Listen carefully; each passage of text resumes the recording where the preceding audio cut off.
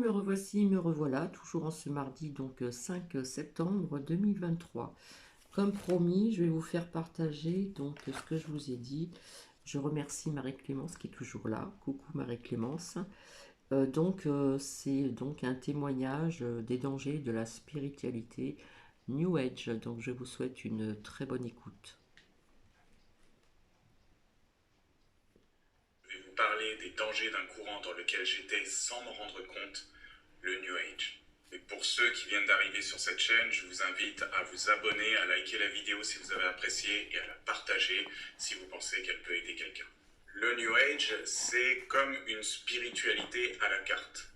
C'est-à-dire qu'on choisit ce qu'on veut, de plusieurs courants religieux, tout confondu, et même ésotérique. On peut y mêler également la physique quantique, c'est pas dérangeant. Mais si je devais caractériser le New Age, ce serait plus le panthéisme, qui fait que Dieu se confond à sa création, tout est Dieu. Et le solipsisme, qui veut dire que en fait nous vivons que dans notre propre perception de la réalité. Et Alors, comme je le dis tout le temps, je l'ai souvent dit quand je partageais certaines choses, on en prend et on en laisse, mais ça reste un témoignage. Merci. nous créons cette réalité au fur et à mesure. Donc, il n'y a pas vraiment de réalité objective, il n'y a pas de vérité unique. Chacun a sa vérité, a son propre monde et fait comme il veut. Le New Age est très apprécié, surtout dans les domaines du bien-être. Pour la simple et bonne raison que comme il y a une certaine sagesse dans chaque courant religieux, eh bien, cette sagesse va facilement se combiner aux citations du développement personnel. Mais version ceux qui ont besoin de spiritualité et pas forcément que de choses terre à terre. Personnellement, j'ai toujours apprécié le développement personnel. Et en 2016, après une rupture sentimentale dure pour la gérer, je me suis mis dans le développement personnel. Comme j'avais fait aussi quelques années d'université en psychologie, j'avais vu la psychanalyse, qu'il y avait des choses qui pouvaient remonter. Eh bien, tout ça m'a amené progressivement vers la spiritualité. Mais la spiritualité New Age, évidemment, ça a été d'abord par le biais de vidéos qui parlaient un peu légèrement de complot, tout en mêlant une petite sagesse amérindienne, des notions ésotériques. Je sais qu'à l'époque, ça me nourrissait. J'aimais bien écouter ça. Je me disais, il y a peut-être autre chose qui est au-delà de nos perceptions. Et il y a aussi ce petit côté magique, cet attrait de la nouveauté qui fait qu'on a envie d'approfondir. Mais en réalité, j'étais juste dans ce que tous les êtres humains souhaitaient, c'est-à-dire cette quête du bonheur. La quête du bonheur, comment on fait pour se sentir bien, définitivement, et sans avoir à passer par la case souffrance dans ma vie. Et c'est pas quelque chose de nouveau, puisqu'on voit que des personnes comme Siddhartha Gautama, nommé Bouddha, justement, étaient très préoccupées par cette notion de souffrance dans cette vie. Et il n'a jamais prétendu pouvoir la vaincre définitivement dans ce monde-là, puisque le but était de se défaire de tous les attachements afin de ne plus être accroché par quoi que ce soit, ni même par la souffrance, et être dans l'être. Le problème de la souffrance, c'est un problème universel. Et on a envie de s'en débarrasser. C'est logique. Donc on va chercher à travers les courants du développement personnel qui nous apportent des conseils, des techniques qui nous permettent de nous soulager dans l'immédiat pour une durée temporaire. Et bien sûr, lorsqu'on règle un problème, ça y est, on n'est pas au bout de notre vie, on n'est pas à la fin de la quête, il y a encore d'autres problèmes à gérer. C'est totalement logique. Et quand bien même nous réussissons à acquérir un nouveau confort, eh bien ce confort, on s'y habitue. On s'y habitue et on finit par voir des choses qui ne nous gênaient pas auparavant et qui vont commencer à nous gêner. C'est juste pour dire que croire qu'on peut vivre sans souffrance est une utopie. C'est une utopie profonde. mais auquel le New Age prétend pouvoir rendre réel. Alors, dans le New Age, vous allez avoir plein de choses. C'est vraiment, vous voyez, le développement personnel, il y avait déjà plein de choses. Dans le New Age, on va au-delà. C'est-à-dire que vous allez explorer le concept des chakras, donc c'est-à-dire on a 7 chakras et puis chacun représente une partie de notre être de laquelle il faut s'occuper. Donc du coup, il va falloir faire une méditation sur chaque chakra, mais ça relève vraiment de l'hindouisme. Il y a le taoïsme qui fait que le bien ne peut pas vivre sans le mal et le mal ne peut pas vivre sans le bien, et que finalement, les deux sont à accepter dans ce monde. On parle bien du mal aussi, hein, donc de la souffrance à accepter. On peut parler aussi de la connexion à la nature. Donc il y a de l'animisme, hein, de se dire qu'il y a chaque être derrière chaque brin d'herbe, chaque arbre, même derrière des rochers, des minéraux.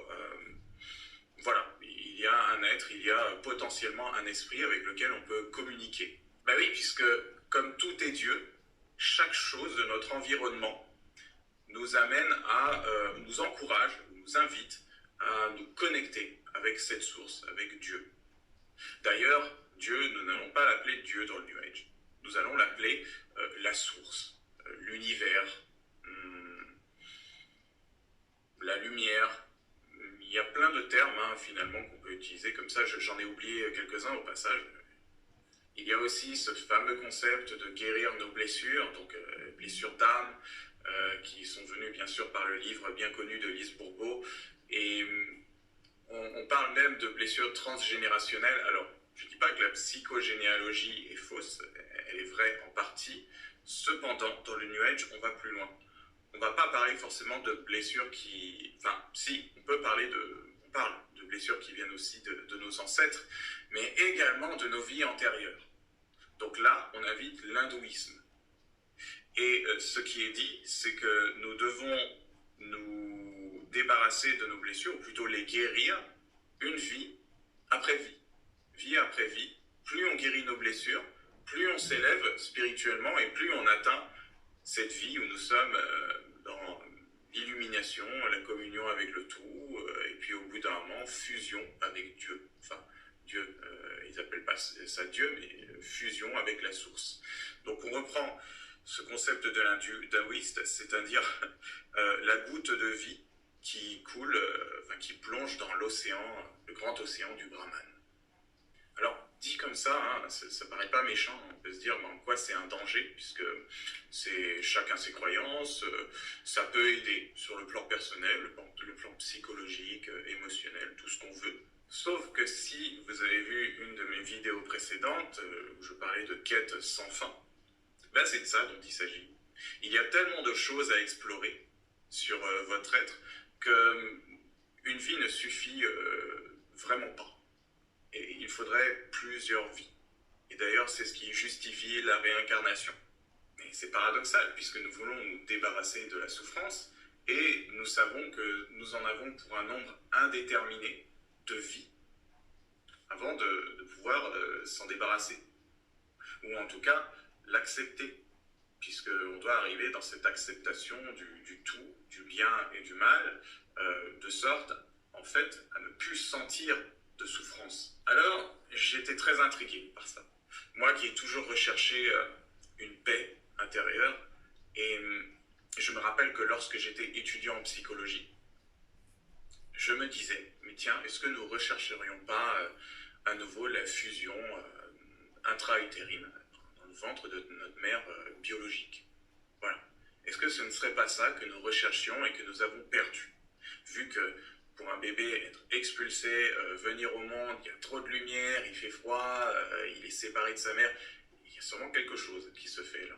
Donc j'ai creusé, comme vous le savez, dans les théories de l'attachement, j'ai creusé par rapport à mon adoption, je me disais que les adoptés avaient sûrement ce besoin plus accru, et c'est ce qui faisait que il y a une surreprésentation des adoptés en tout cas des adolescents adoptés dans les instituts psychiatriques par rapport à leur population. Et la spiritualité me donnait encore d'autres clés que je pouvais approfondir, sauf que J'ai fini par voir le bout de ça, et je vais vous en parler là. Alors, il y a un documentaire que j'aimais beaucoup à l'époque, qui s'appelait Samadhi. Il est en 2 parties sur YouTube. Il dit des choses pertinentes et d'autres qui peuvent amener à la perdition. Je vous explique. En gros, notre âme est venue s'incarner sur cette terre pour jouer. Elle joue à défaire tout ce qui la limite, ses blessures d'incarnation précédentes, et jusqu'à atteindre cette fusion. Mais pour se rapprocher de la source, être au plus près, il va falloir qu'elle se défasse de son personnage, du rôle qu'elle joue, parce que nous sommes en quelque sorte des acteurs dans cette vie qui nous identifions à notre rôle, et le fait d'être identifié à notre rôle nous amène à expérimenter le bien et le mal, une dualité. Donc on va ressentir inévitablement la souffrance. Si nous voulons donc nous défaire de la souffrance, il faut nous défaire de ce personnage. Le problème, c'est que ça nous amène à nous défaire de tout ce qu'on connaît. On arrive dans une zone où il n'y a plus vraiment de bien ni mal, il y a. C'est pas bien, c'est pas mal, c'est. On est dans ce qu'on appelle l'être. Mais si on est dans l'être, comment peut-on exprimer l'amour, vu que nous ne sommes plus dans un personnage? S'il n'y a plus de frontières, il n'y a plus de frontières qui délimitent l'amour et la haine, ni le bien, le mal, ni la joie, la tristesse. Il y a simplement. Et il est très difficile de construire quelque chose dans ce monde en étant dans cet espace-là. Donc, en gros, c'est la paix, mais à quel prix? Quel prix on est prêt à mettre? Qu'est-ce qu'on est prêt à abandonner? Et vous me voyez venir, la plupart des êtres humains ne sont pas capables de ça. Et là où certaines personnes dans le New Age sont injustes, c'est qu'elles arrivent dans ce qu'on appelle l'ego spirituel. L'ego spirituel, c'est ce qui donne l'impression d'être au-dessus, parce qu'on a accumulé beaucoup de connaissances et qu'on a eu beaucoup d'expériences spirituelles enrichissantes.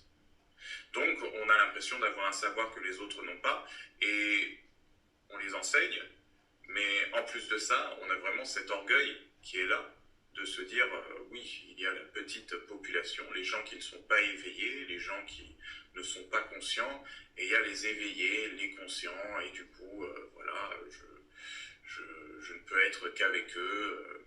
Et c'est une chose que je me disais, j'étais dans l'ego spirituel, moi aussi, même s'il était silencieux de mon côté, puisque je suis plutôt introverti. Mais les extravertis, eux, ne seraient pas loin de tomber dans la posture de gourou. Bien sûr, ils ne se diront pas comme tels, ils se diront juste éveillés. Et d'autres, un peu plus vicieux, ne se diront pas éveillés, mais sauront qu'ils le sont. Et quand je dis sauront qu'ils le sont, c'est ils le sauront tout en faisant une différence entre eux et le monde. C'est, moi je sais que je suis éveillé, je sais que je suis différent. C'est pour ça que les gens sont comme ci, comme ça, et que je connais leurs blessures, et voilà. Et je jette la pierre à personne, puisque j'ai eu cette tendance-là moi-même. Mais qu'est-ce que ça m'a apporté, concrètement? Eh bien, ça m'a apporté une grande solitude. Une grande solitude, malgré le fait que je côtoyais un ami qui, lui, était complètement dans le samadhi. C'est-à-dire, il avait eu, en tout cas, il disait avoir eu cet éveil, même si il disait qu'il n'aimait pas dire qu'il avait eu un éveil, parce que justement, ça le mettait au-dessus. Donc, il avait une posture, on va dire, plus humble, mais en même temps, c'était évident pour lui. Et du coup, il vivait un peu indépendant, libre, il n'avait pas vraiment de travail, et il allait là où la vie lui disait. Et il disait que la vie lui communiquait tout ce qu'il avait à faire, dans tous les cas. Voilà, un jour il sortait, et puis il rencontrait telle personne, un jour quelque chose en lui lui disait d'aller dans un endroit, il y allait, c'était pas un problème. Et bon, quand j'étais avec lui, il le vivait plutôt bien. Maintenant, je ne sais pas comment il le vivait intérieurement, profondément.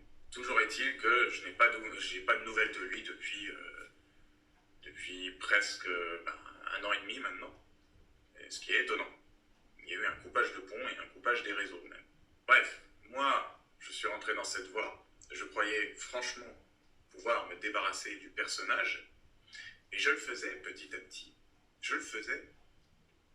C'est-à-dire que je ne parlais plus à mon cercle social d'avant, parce que je trouvais, peut-être qu'il n'était pas adapté non plus, mais il y a des choses que je trouvais plus cohérentes avec qui j'étais, et c'était plutôt bien. Sauf que je n'allais pas forcément à la rencontre des personnes. Il était difficile pour moi de sortir de mon appartement et de vivre de nouvelles choses. Je n'en voyais pas l'intérêt, puisque comme j'allais faire une incarnation suivante, et encore, finalement, à quoi bon? Autant en finir maintenant avec cette vie pour vivre une autre vie qui soit peut-être un peu meilleure. Mais en même temps, on nous disait que si tu termines avec cette vie-là, sans avoir réglé ta problématique actuelle, eh ben, tu allais la rencontrer dans la vie suivante, dans tous les cas, pour terminer le travail. Donc je me sentais un peu comme piégé dans la machine à réincarnation et du karma. D'autant plus que si c'est moi qui crée ma propre réalité, bon, bah en fait, où est la vérité? Où est la vraie réalité? On peut faire ce qu'on veut. Ce qui est vrai est faux à la fois. Et c'est bien sur ce point que je veux vous avertir. C'est vrai et faux à la fois. La vérité est mélangée aux mensonges. Et les mensonges les plus habiles sont ceux qui mêlent la vérité. C'était courant janvier à juillet 2021. J'ai vécu, là je pense qu'on pourrait vraiment appeler ça une dépression. Si vous avez vu mes vidéos précédentes, j'en ai fait une en particulier, où je disais que je boudais la vie, j'étais seul, pourtant j'avais vu des thérapeutes, j'avais parlé à des médiums qui me disaient que leur guide de lumière me prévoyait le meilleur et puis me rappelait toutes mes forces, et qu'il y avait des choses à transmuter dans cette vie et dans la vie suivante. Mais pour autant, ça n'avançait pas. En fait, c'était des promesses qui n'étaient pas présentes. Ou alors quand je commençais à régler quelque chose, j'avais immédiatement autre chose à régler par la suite, et qui était très douloureuse aussi. Donc, j'en arrive à la conclusion que cette quête est vaine. Elle est vaine, elle ne sert à rien, puisque dans tous les cas, on va souffrir. Et dans tous les cas, on va être victime de la machine de l'incarnation, ou de la réincarnation, et on va purifier notre karma d'une vie après l'autre pour arriver, on ne sait pas quand, à la fusion avec Dieu. Créant notre réalité, à quoi ça sert si il n'y a pas de réalité objective? Donc en fait, ce que je vibre se crée directement dans la matière, sauf que je ne contrôle pas ce que je vibre parfois. Et parfois, même quand je contrôle, eh ben, on me dit qu'il y a des choses inconscientes. Donc, si ces choses inconscientes prennent le dessus dans ma réalité, mais comment je fais? Ça devient un enfer. J'étais donc très seul de janvier à juillet 2021. Et je crois que c'était fin mars ou en avril 2021 que je suis tombé sur un live TikTok où il y avait une fille qui se disait chrétienne évangélique. Moi, je savais pas trop, hein, tu vois, je me disais, j'avais mes préjugés par rapport au catholicisme, puisque j'ai eu un début catholique dans ma famille, j'ai été baptisé, j'ai fait ma première communion, puis après ça, bon, c'était plus pour mon grand-père et ma famille a laissé ça de côté. Et quand je posais des questions aux prêtres, c'était souvent évasif, je sentais pas vraiment la foi, quelque chose qui me donne envie de poursuivre la religion catholique. Or, avec cette chrétienne évangélique, j'ai pu redécouvrir le christianisme. J'ai vu que ce n'était pas une religion avec des rituels à faire pour accéder et gagner son paradis. J'ai vu que c'était avant tout une relation avec Dieu. Mais surtout, ce qui m'a vraiment impacté, c'était le fait de voir des chrétiens évangéliques dans leurs louanges, chanter. Déjà, ce n'était pas les mêmes chants que chez les catholiques, c'était plus actuel. Et je me disais, waouh, tout ça par rapport à la Bible, tout ça pour Jésus-Christ. Mais pourquoi?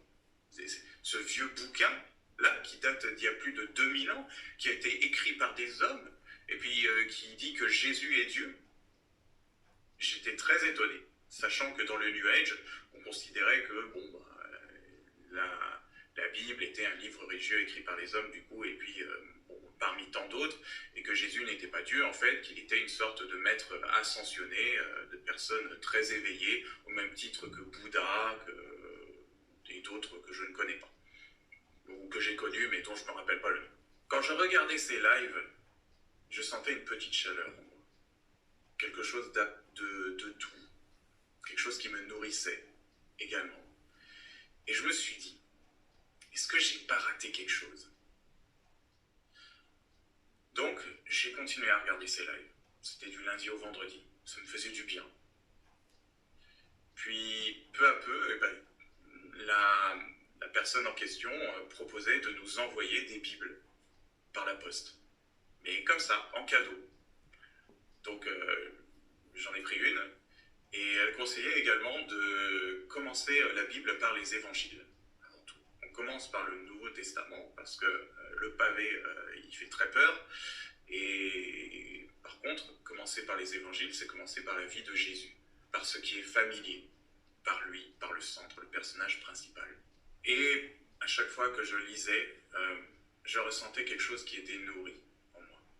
Mais nourri pas dans le sens ça y est, il y a une nouvelle technique à faire, il y a quelque chose où je peux gratter pour aller mieux dans mon bien-être. Non, c'était j'ai lu et ça m'a nourri, ça m'a fait du bien. Quelque chose s'est apaisé en moi. C'est comme si une guérison s'effectuait au cours de la lecture. Une guérison qui était douce, elle n'était pas explosive comme on peut l'attendre d'un éveil spirituel qui se fait d'un coup, la Kundalini là, qui monte d'un coup. Non, c'était doux. Alors que pourtant, je ne comprenais pas toutes les paroles que disait Jésus. Jésus faisait référence à des prophéties qu'il y avait dans l'Ancien Testament que je n'avais même pas lues.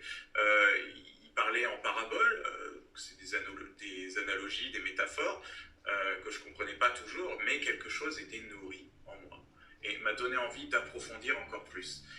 Et surtout, de nourrir ma relation avec Dieu, de me réconcilier avec lui. Pendant très longtemps, on a été marqué par les mémoires transgénérationnelles du catholicisme, les préjugés qu'on en a par rapport au Moyen-Âge. Mais je vous dis, en tout cas, le catholicisme qu'on a vu au Moyen-Âge, ou les catholiques d'aujourd'hui dans leur tradition, et personnellement, s'il y a un catholique qui regarde cette vidéo, je m'excuse d'avance, pour moi, n'est pas la voie directe d'une relation avec Dieu. Parce qu'il faut faire des rituels, parce qu'il y a un côté où il faut faire certaines actions pour gagner notre paradis, qui sous-entendent que le sacrifice de Jésus-Christ n'est pas entièrement suffisant, alors que la Bible nous dit bien que si on croit en Jésus-Christ, c'est suffisant. Parce que quand on croit en l'œuvre du Christ, inévitablement, quelque chose change en nous et nous permet de faire des bonnes actions, mais on ne sera jamais parfait. Et c'est là notre espoir. C'est que même en n'étant jamais parfait, même en étant toujours pécheur, ce mot qui est chargé, eh bien, tant qu'on a accepté Jésus-Christ dans notre vie, qu'on a compris son sacrifice, on est sauvé d'avance. Il nous aime, il nous prend tels que nous sommes, et il se fait notre avocat au jour du jugement. Et là, vous pouvez voir que c'est différent, parce qu'on a une certaine reconnaissance, une gratitude qui est apaisée. Fini donc la course aux réincarnations, cette vie suffit, et selon la Bible, nous sommes des créatures qui avons été faites pour rester en relation avec Dieu, pour communiquer avec Dieu, être en communion avec lui. Nous avons perdu cette communion. Mais cette communion, une fois rétablie, nous permet de traverser la vie avec ses épreuves, sans pour autant se dire « qu'est-ce que j'ai fait ? Qu'est-ce que j'ai mal fait ? Oh là là, qu'est-ce qui me reste encore à gérer, à guérir ? Il faut que je voie peut-être dans ce courant-là, il faut que j'aille courir après cette technique. » Vous voyez, il y a toujours un stress constant qui parfois se relâchent. Oh là là, j'ai ressenti quelque chose de fort, j'ai eu une expérience spirituelle forte, oh là là, je sais que j'ai guéri ça. Et finalement, 2 semaines après, il y a autre chose qui nous tend, et puis il faut aller chercher, il faut travailler. Non, non. En fait, le christianisme, si on le prend tel que la Bible le dit, il n'y a pas ces choses-là à faire. Ça se fait naturellement. Notre reconnaissance se fait naturellement par l'amour qu'on a pour Dieu. Mais comment aimer quelque chose d'invisible, en effet? Eh bien, il faut passer par connaître la personne de Jésus. Et ça s'est fait difficilement. Ça s'est fait difficilement parce que au départ, vous savez, moi je suis très sceptique. J'ai déjà le spirituel, quand je suis rentré dans le New Age, j'y suis rentré, mais vraiment parce que j'avais une rupture sentimentale et que j'étais affaibli émotionnellement et que je voyais que le développement personnel ne me suffisait plus. Donc je me suis dit peut-être qu'il faut que je me laisse aller à des choses que je ne comprends pas, à des choses qui me dépassent, à des choses que je ne peux pas maîtriser. Et là, c'est complètement différent. Là, mon esprit critique, en effet, a fait que j'ai eu du mal à me mettre dans le christianisme, que je suis aussi resté beaucoup attaché au New Age. Jusqu'à encore aujourd'hui, il y a quelques réminiscences. J'ai encore parfois quelques... Alors, c'est pas des doutes, dans le sens où ça ne va pas me faire lâcher ma foi en Christ.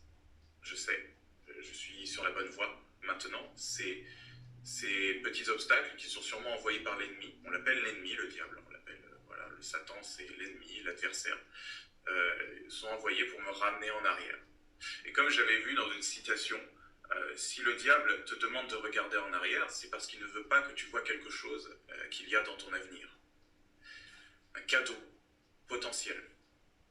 Et un pasteur avait aussi dit que le diable va souvent nous faire regarder à notre passé et à notre lendemain qui nous angoisse. Tandis que le Saint-Esprit va nous faire regarder au présent et dans le futur, mais éternité. Éternité parce que Dieu nous a fait une promesse. Il nous a fait une promesse d'un monde complètement régénéré à ses côtés. Cette optique est notamment plus saine parce qu'on redéfinit les limites entre le bien et le mal. On ne mélange plus tout.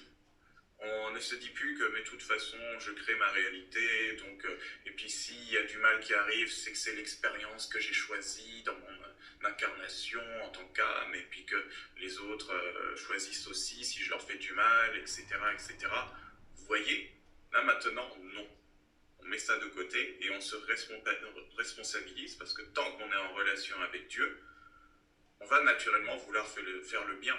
Et si parfois on en est incapable, eh bien, on ne va pas se repentir comme on voyait chez les catholiques au Moyen-Âge qui prenaient un fouet et puis ils se le mettaient là dans le dos et puis ils se faisaient mal et puis il y a un truc de je suis en gros une pauvre merde insignifiante.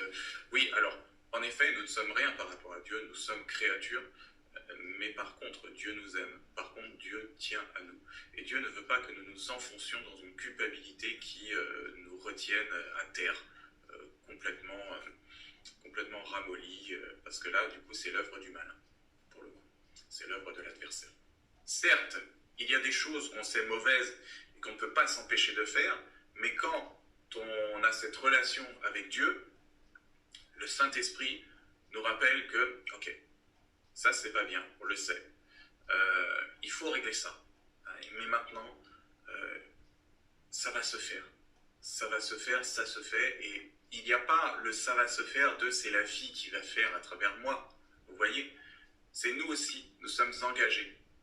Il y a un engagement qui est naturel. Ce n'est pas un engagement crispant qui est genre esclavagiste. C'est un engagement qu'on prend nous-mêmes en âme et conscience, par amour pour Dieu, parce qu'on est en relation avec lui. Donc, je m'arrête là. C'est comme ça que je suis sorti du New Age, progressivement. Ça n'a pas été facile. Il y a eu des rencontres par la suite, et des expériences qui ont fait que j'ai pu me relever progressivement. J'ai vu ma condition de pécheur, en effet, ma nature rebelle à Dieu. Mais par contre, j'ai compris aussi que Dieu l'a compris. Voilà, je passe un petit peu. Donc après, ça dérive sur une certaine religion, comme vous l'avez bien entendu. Donc voilà, c'était pour vous faire comprendre certaines choses. J'espère que cela va vous apporter quelque chose, en tous les cas, c'est le but. Mais bon, après, ça parle trop d'une certaine religion. Voilà. Ça, c'est.